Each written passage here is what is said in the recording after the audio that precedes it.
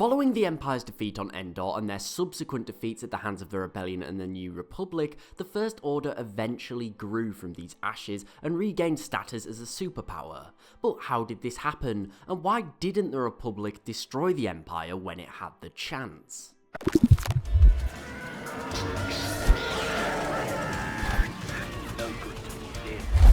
Now, upon the closing days of the war, Mas Amedda escaped the clutches of Imperial house arrest that had been used as a puppet to continue the war in his name. He went to sign the Galactic Concordance, which officially ended hostilities between the Galactic Empire and the New Republic, and essentially put the Empire at the mercy of the Republic. However, under the agreement, the Galactic Empire was allowed to maintain some of its territories in the Mid and Inner Rim. However, it was under very strict regulations. Banned recruitment and mobilization of stormtroopers, strict disarmament policies, closure of Imperial academies, surrender of Coruscant, and the outlaw of torture.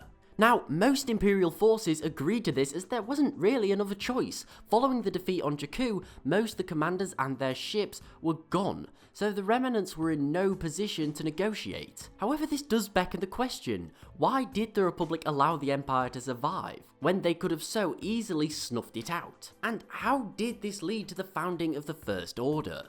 Well, the main reason the Republic was willing to allow the Empire to survive was to end the conflict altogether.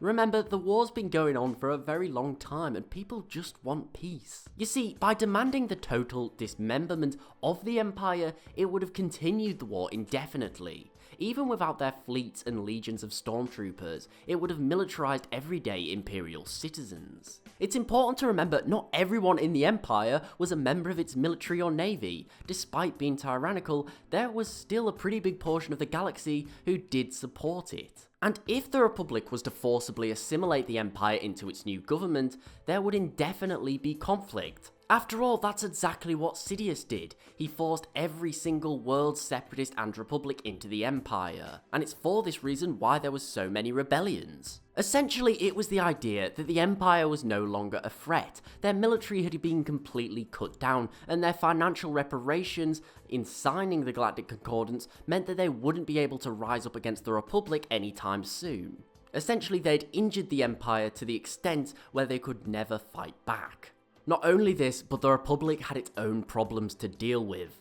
New succession movements were rising up, such as the Confederacy of Corporate Systems and the New Separatist Union. These groups wanted out of big government, and many were incredibly powerful and influential. For this reason, Mon Mothma, the new Chancellor, needed to focus on bringing them back into the fold, before these massive succession movements could take away the dreams of a united and peaceful galaxy.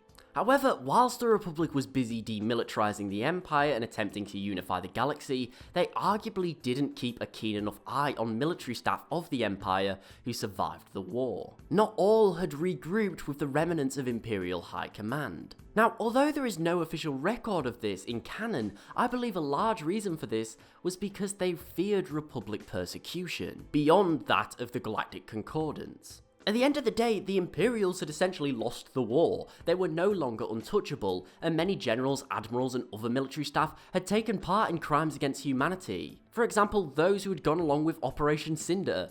So it stands to reason the Republic, now officially the victors, would demand that these criminals stand trial for the heinous acts that they committed. It's for this reason I believe ultimately many of the First Order's founding members who originally fled to the unknown regions were likely doing it not solely due to ideology alone. Granted, they believed the Empire was far superior, however in reality they knew that there was no place left for them in this new galaxy under the Republic. Even if they weren't brought to justice by the New Republic, the power that they once controlled under the Empire would all be gone. This new regime in its place, the Empire that survived under the wishes of the Republic, was completely powerless, so realistically why would these high-ranking commanders want to go and work for them? So for this reason they fled. They knew the Republic didn't have the time or assets to hunt down a few lowly Star Destroyers on the fringes of the galaxy, and this was possibly the Republic's greatest mistake. They believed that the Empire was gone, and what remained was very much firmly in their control. They would never rise up to threaten their democracy again. However, by allowing these military chiefs to escape, it basically allowed the Empire to live on away from Republic persecution.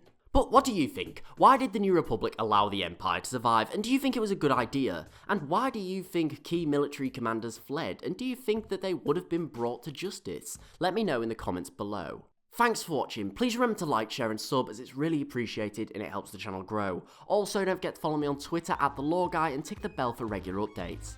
Thanks again for watching, I really do hope that you enjoyed, and I'll see you next time.